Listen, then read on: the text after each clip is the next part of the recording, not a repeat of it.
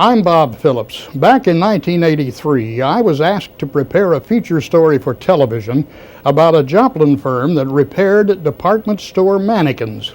I didn't know it then, but from that beginning, I went on to do over 460 TV features, which were called the Phillips Files. Done in the four-state area, they aired between 1983 and 1997.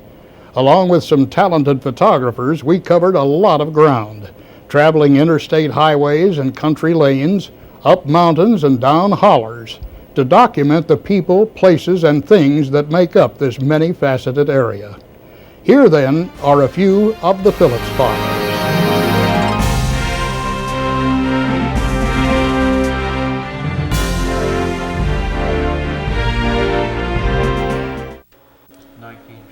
Ed Fausnot is Assistant Chief of Police in Cherryvale, Kansas. He's also a rather unusual hobbyist. He collects law enforcement badges and patches. His collection has pieces representing police agencies from this area and also from the East and West Coasts, Europe, Canada, and Australia. Ed began seeking them out back in 1987. And today has 41 badges and 45 patches. Some of them are pretty rare birds.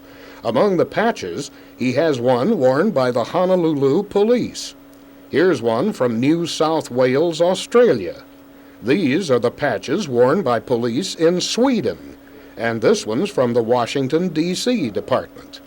His badge collection features several Cherryvale police insignia. The oldest one, bearing the number 2, was worn by a Cherryvale night watchman 70 years ago.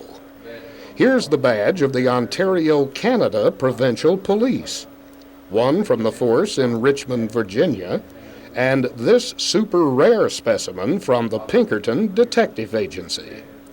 Patches can cost up to $10, and badges, being the rarer commodity, run as high as $80.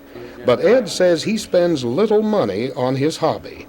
Some of his pieces have been donated to him, but the majority of them have been acquired through good old-fashioned horse trading.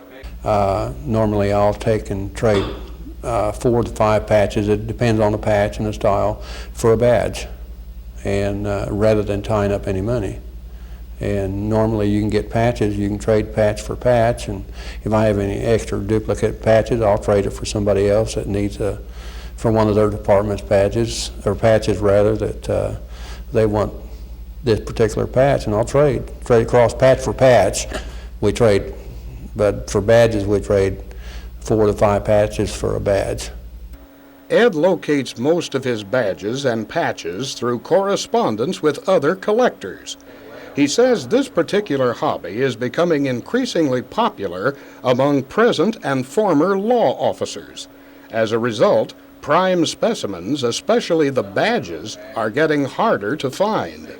This is a highly specialized field for a collector. You don't find many law enforcement badges and patches at flea markets. But to a true collector like Ed, half the fun is in the search. In Cherryvale, Kansas, Bob Phillips, KODE News. Esther Bishop of Joplin began collecting turtles back in 1980 after she picked one up on a trip to Colorado. She wanted to collect something a little out of the ordinary, and when she finally zeroed in on turtles, she went at it with a vengeance. Chances are that if something has a turtle motif, Esther's got it. Today, she has 700 turtles of all sizes, shapes, and colors. You'll find turtles on keychains, planters, canister sets, candles, jewelry, earrings, bracelets, bookends, and wind chimes. And that's just in her living room. They're made of plastic, paper, ceramic, wood, rubber, pewter, glass, and metal. The smallest one in her collection measures about 1 inch in length, and the largest is this yellow yard ornament 1.5 feet high. A lot of her pieces have been given to her by relatives and friends who know of her interest. There are turtles here from around the world. The most valuable is this one of cut crystal from Germany.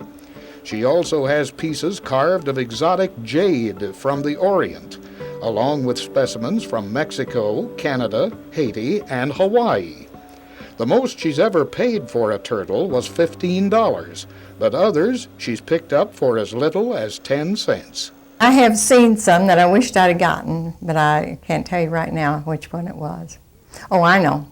It was a music box out in Amarillo, Texas. But it cost $40, and I didn't want to give $40 for it. It used to be like $1, $1.50, but then, of course, everything's gone up, and you can't find that anymore. So now, if I can get something for $5, I feel like I'm getting a bargain. Esther and her husband travel extensively, and she always stops along the way to check out curio shops, flea markets, and garage sales. There was a time when she bought every turtle she could find, but after a while she became more discriminating. Now she only buys pieces that appeal to her, and that means the ones that are, in her words, cute and cheap. I love them all with cute faces. They got cute faces. There are turtles literally everywhere in Esther's home. She admits that her collection is getting a bit cramped for space, but she says if she can find more turtles, she can find more space. Bob Phillips, KODE News. You have to walk carefully when you enter the home of Sandy Dilbeck in Monette. That's because Sandy is a dedicated collector of salt and pepper shakers. At present, she has 5,000 sets of them. Every room in her home, from floor to ceiling, is lined with shelves full of salt and peppers. Sandy started collecting them 10 years ago when she bought her first set for $1 at an auction. After that, she began haunting flea markets and garage sales and seldom went home empty-handed. Today, her collection has a market value of $40,000 to $50,000. Salt and peppers have become hot collector's items in the past 5 years. According to hobby reference books, the average market value is $15 a set. The most Sandy ever paid was $25. Her most valuable are these made of depression glass, 50 years old and worth $30 a set. Among her more costly sets is this one made of rare cobalt glass. These wouldn't help much on a picnic. They only hold about 3 or 4 grains apiece. Sandy's dedication to her hobby has led to a problem. She's running out of space. She's already added one room to her home, and now she says she needs another one. Well, I'm in the process of turning my garage into a room, and I've got several sets in boxes and barrels that I can't display right now, and I intend on turning that room into a little bit of a museum also. But I don't have any intention on selling my salt and pepper shakers. I think it might be time to quit now, but I just seem to I'm addicted to it. Spoken like a true collector. Sandy says the downside of this hobby is that the salt and peppers are great dust catchers. Just keeping them dusted takes a lot of time. Also, because of their fragile nature, they have to be very carefully handled, which probably explains why Sandy doesn't have house pets. Oh, no pets. Cats would knock you out in a heartbeat. No pets. It's hard to believe there are this many different salt and pepper sets. The variety seems endless. And Sandy is still searching for new specimens to add to her museum, because that's exactly what her home is. In Monette, Missouri, Bob Phillips, KODE News.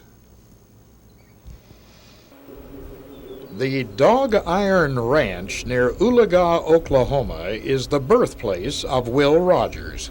Today, furnished in period style and immaculately kept, Will's first home is a magnet for visitors from around the world.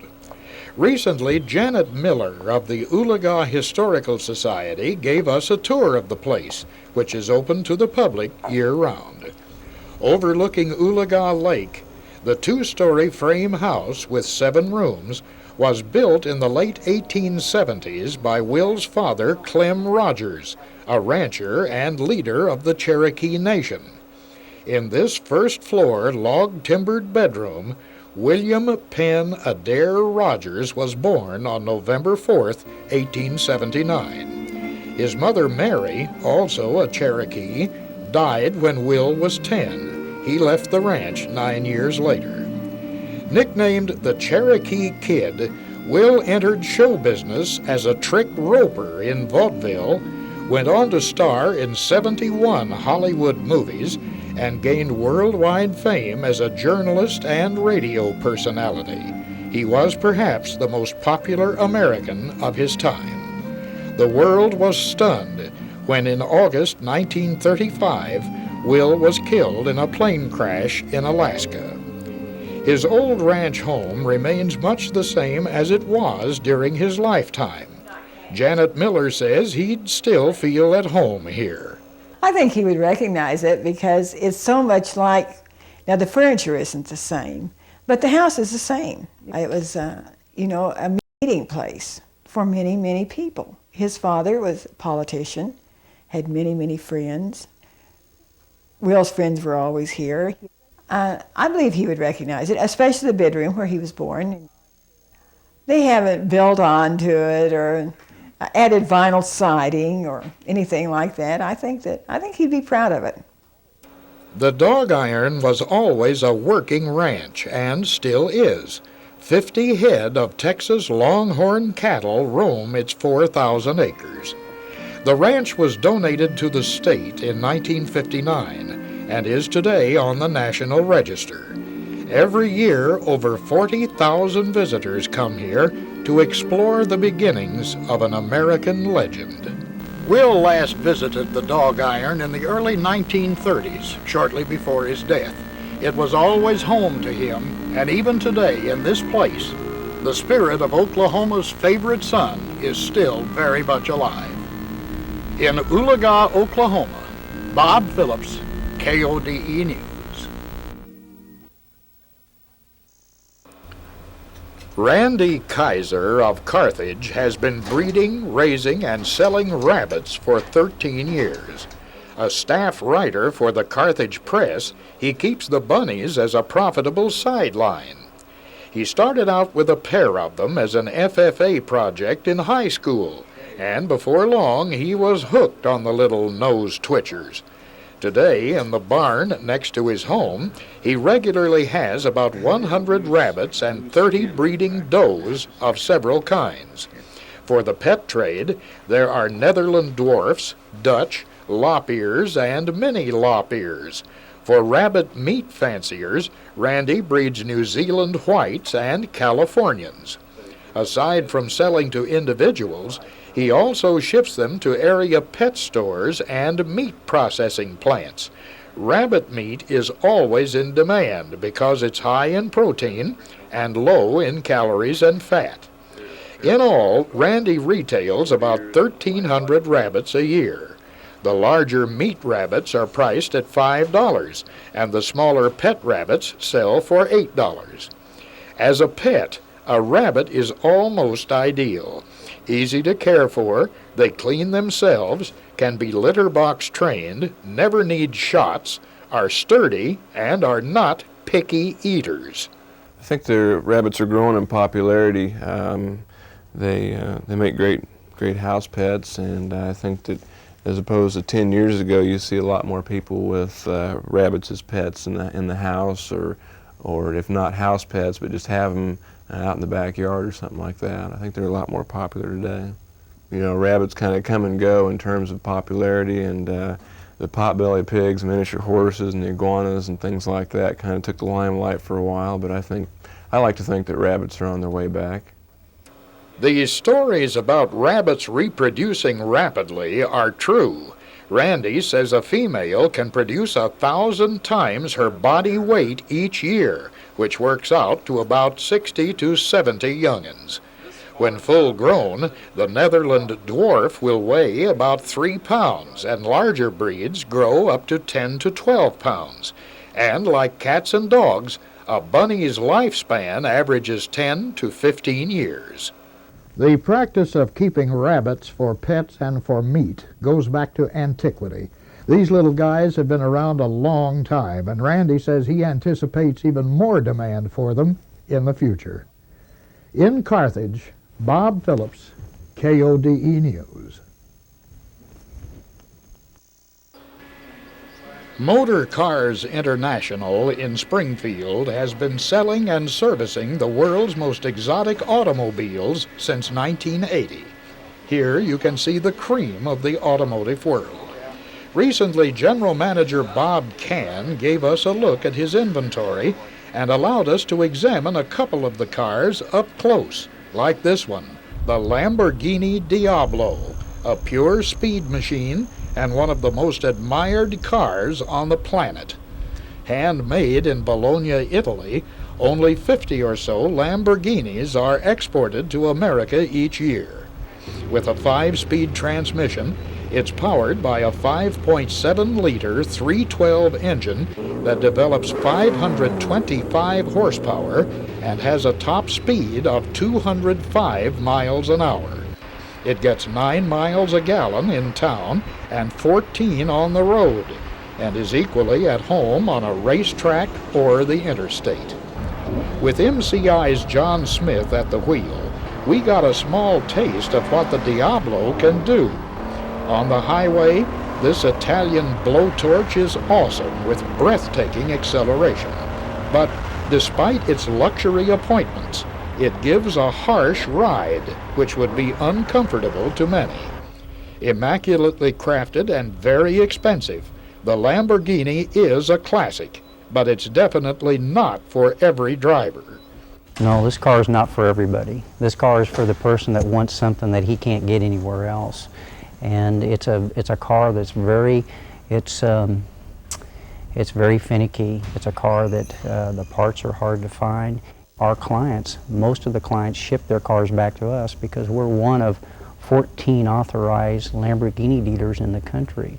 So you have to understand that when you have a car worked on or it needs a service, you may have to ship it 500 miles and you may be without your car for a couple weeks. So it's not a very practical car in that sense. In many cases, Lamborghini owners don't seem to put a lot of miles on their cars. It's not unusual for a Diablo owner to put the car through its paces on weekends and then put it back in the garage and just sit and admire it for another week. Because to them, the Lamborghini is more than a fast, pricey car. It's a true work of art. All in all, an impressive machine, the Lamborghini Diablo, and it's only $240,000. In our next file, we'll take a look at another dream car, the Ferrari 355. In Springfield, Bob Phillips, KODE News. On our last file, we took a close look at the Lamborghini Diablo, one of the classic sports cars sold by Motor Cars International in Springfield. This unique dealership has another famous line in its stable, Ferrari, whose prancing horse emblem is famous around the world. Ferrari racing cars have been synonymous with speed and style for over half a century. This is the Ferrari 355 Berlinetta hardtop. Built mostly by hand in Modena, Italy, it has a 6-speed transmission and is powered by a 3.5-liter V8 fuel-injected engine which cranks up 380 horsepower. Only a handful of these cars come into this country each year, and MCI General Manager Bob Cann says they sell well because they combine the performance of a racing car with a street-legal vehicle. Ferrari is probably one of the most sought-out sports car in the world, and it has all the elements that people like in a sports car. It has performance, it has design, it has collectability. You know, the Italian cars are probably not the very best designed cars from an engineering standpoint, but they have a mystique, and then they have They have a reputation of being one of the most stylish and sought-out cars in the collectible world, and that's in circles, and that's why people buy these things. MCI's chief mechanic, John Smith, took us for a ride in this automotive legend. On the highway, the Ferrari is user-friendly. It has a relatively comfortable ride for a sports car, and it's certainly not puny in the power department. Top speed is 175 miles an hour. A factory spokesman describes Ferraris as terribly fast and terribly expensive. He's right. This one costs $120,000, but some other models go for over $250,000, and to sports car fanciers, they're well worth it. An automotive writer once said that Italy's most renowned exports are pasta, Sophia Loren, and the Ferrari. Our thanks to Bob Cann and all the folks at Motor Cars International for allowing us to experience these grand automobiles. Ferraris and Lamborghinis are classics, and to a car buff, it's gratifying just to be in their presence. In Springfield, Bob Phillips, KODE News. The art of dyeing Ukrainian eggs has long been an Eastern European tradition. One of the few practitioners of this ancient craft in our area is Carolyn Trout of Carthage. She began dyeing Ukrainian eggs as a hobby some 15 years ago and has completed over 400 of them. Remarkably, she learned how on her own and has never had a formal lesson. Ukrainian egg dyeing dates back to pre-Christian rituals, where the brightly colored eggs were used to signify the coming of spring after the long winter. The dyeing process is called pisanski and requires 7 steps, beginning with the tracing of the geometric pattern using a special tool called a kitska. In ensuing steps, the egg is dipped in beeswax, then in a special dye. 4 main colors are used: white, yellow, red, and black. When the beeswax is melted off in the final stage, the egg is complete. Carolyn works with chicken, duck, goose, and ostrich eggs. A chicken egg takes about 6 hours of work. An ostrich egg involves 12 to 20 hours. Carolyn says the process is easy to learn, but she adds, this is a time-consuming hobby. What it requires is patience. It requires patience and it requires a steady hand. It doesn't require an awful lot of a talent. I have taught 7- and 8-year-old boys and girls to do this. It just requires that you be willing to sit there for hours and hours and hours and work on a project. And if your concentration or if your abilities to concentrate on something for any length of time are limited, this is not a project for you. Aside from their obvious eye appeal, the complex patterns on Ukrainian eggs convey different meanings. For example, dots represent stars, ribbons are infinity, and an 8-pointed star signifies life. The colors also have their language. Red is for love, pink for success, blue for health, and green for growth. Though the practice is centuries old, Ukrainian egg dyeing is a rare art form in this country. Carolyn says anyone can learn it. It just takes patience and dedication. In Carthage, Bob Phillips, KODE News. Prairie Song Village sits in the peaceful countryside near Dewey, Oklahoma. It's the work of Carolyn Tate, who built this authentic log cabin town on land Marilyn's grandfather homesteaded in the 1880s. Back in 1982, the Tates built a cabin retreat away from the main house on their 1,500-acre ranch and furnished it for their own use. When people heard about it, they began dropping by to look, and before long, the Tates found themselves in the tourism business. Today, Prairie Song has grown from that first cabin to over 20 buildings, including a chapel, one-room schoolhouse, a western jail, a saloon, and a general store. Kenneth does the building, and Marilyn does the interior furnishing with period pieces gathered from area junk shops, flea markets, and estate sales. Their most popular artifact is this gun belt, worn by John Wayne in the movie Rio Bravo. Marilyn showed us through the most popular building, Naughty Nell's Saloon, outfitted in genuine cowboy style. Its gambling parlor has a roulette wheel from England, and its bordello faithfully reflects the surroundings used by scarlet women back in the bad old days. It's all right out of the history books. Somehow we feel we're paying back maybe for taking up some space on this earth, giving history a chance to say something. And if you do give the old girl a chance, it's pretty profound sometimes. Prairie Song is not a profit-seeking venture. Every dime collected here goes right back into the buildings, and there will be more of them in the future. We got to try to build a building a year, and we're working on the trading post now, and hope to have it done by the end of the year. And everything in it, then there'll be antiques and articles in it for sale. Everything in it will be for sale.